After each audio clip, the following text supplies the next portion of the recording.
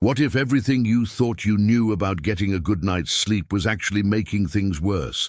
What if the very thing you relied on, the seemingly harmless supplement, was slowly, silently turning on you? I'm talking about melatonin, and if you're taking it, you need to hear this. Just a few months ago, I stumbled upon a medical conference online. It was one of those niche things, not mainstream at all, and a doctor, someone who had been dismissed by the big pharma crowd for years, was presenting. He wasn't flashy. He didn't have a huge stage or a slick presentation. He just had data, and it was devastating. He laid out chart after chart, study after study, showing the undeniable long-term dangers of consistent melatonin use. Not just the mild side effects we all shrug off, but deeper, more insidious issues that slowly chip away at your health. As I listened, a cold wave washed over me.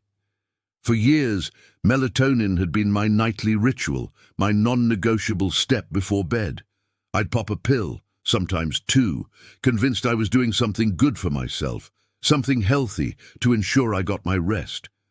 My entire adult life, it felt like, had been a struggle with sleep, and melatonin was the easy answer. It was readily available, advertised everywhere, and everyone I knew seemed to be using it. It was the magic bullet, or so I thought.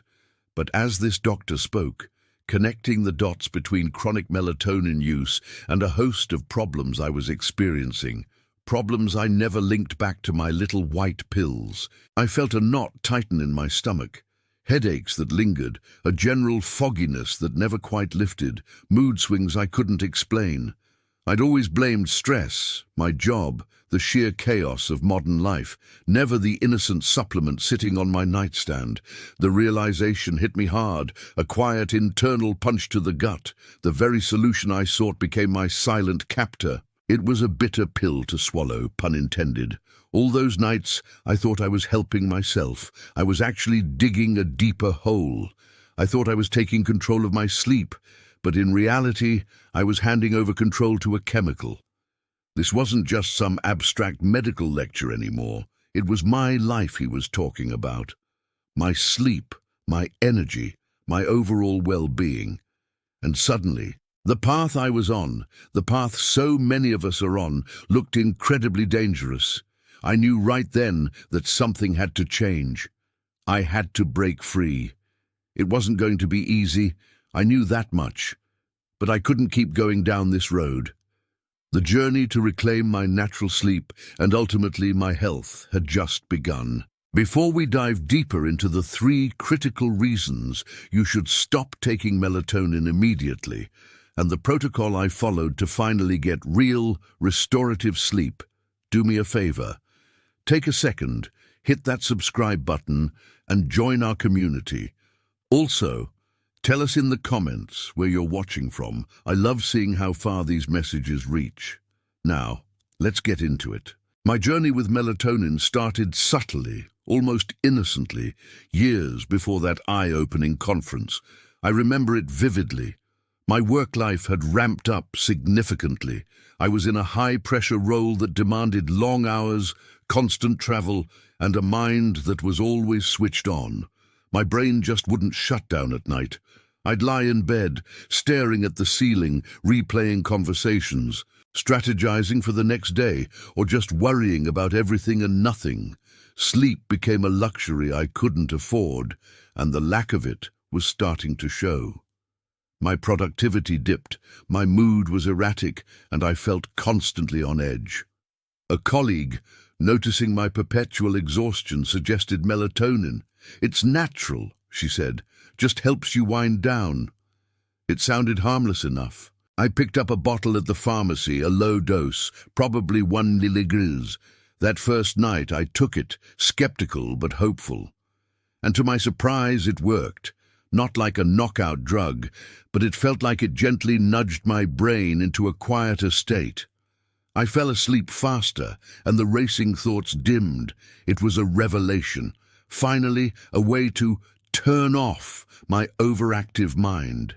What started as an occasional helper quickly became a nightly ritual. The demands of my job didn't lessen. In fact, they intensified.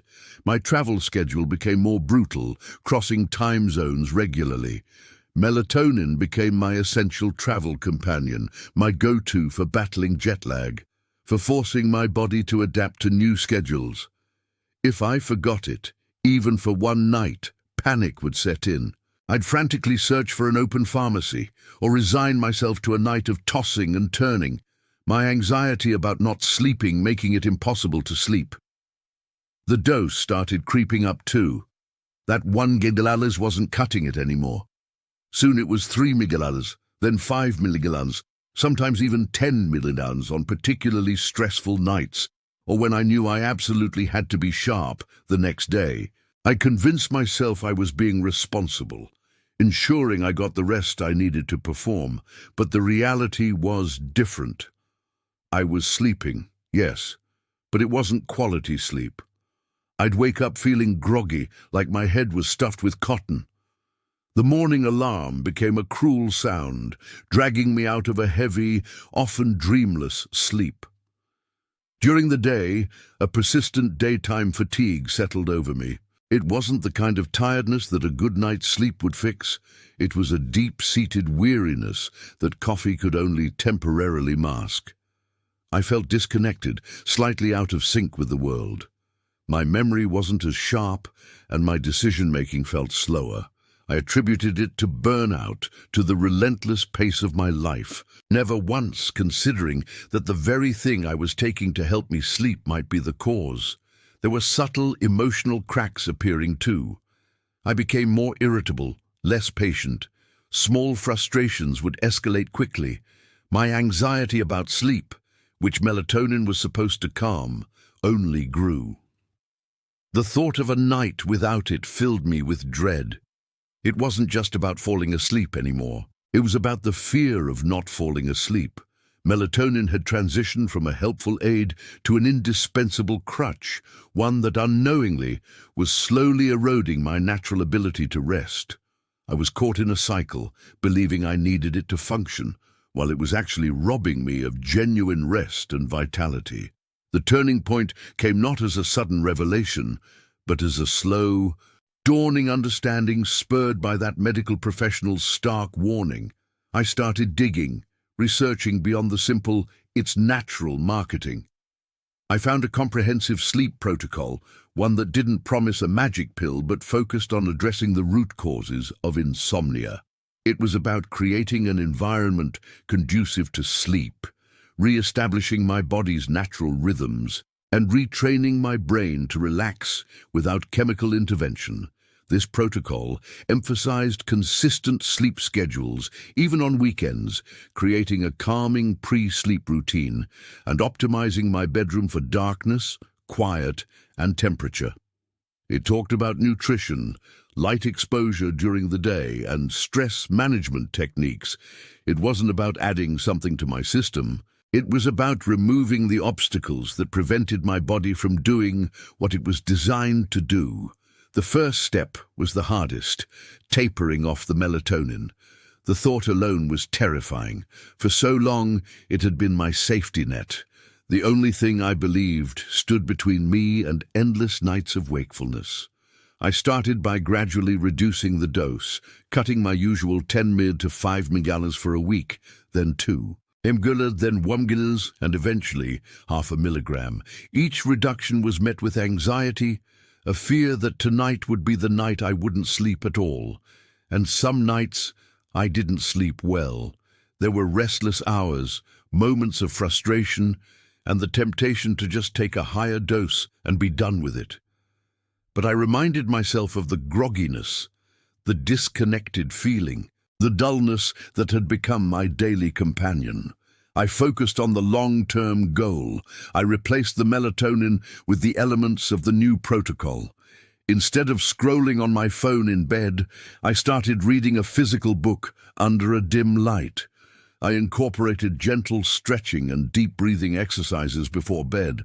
I made sure my bedroom was a sanctuary, cool and completely dark. I cut out caffeine after noon and paid more attention to what I ate, especially in the evenings. It wasn't an instant fix. The journey was bumpy, filled with small victories and frustrating setbacks. There were nights I'd wake up at 3 a.m., heart pounding, convinced I'd never fall back asleep. But instead of reaching for a pill, I'd get out of bed, do some quiet reading in another room, and return only when I felt tired again. Slowly, almost imperceptibly at first, things began to shift. The quality of my sleep improved. I wasn't just sleeping, I was resting. The deep, restorative sleep I craved started to return. I woke up feeling more refreshed, not instantly energetic, but without that heavy, cotton-headed feeling. The daytime fatigue began to lift, my focus sharpened, my mood stabilized, and that underlying irritability started to fade. The anxiety about sleep, which had once been so pervasive, lessened its grip.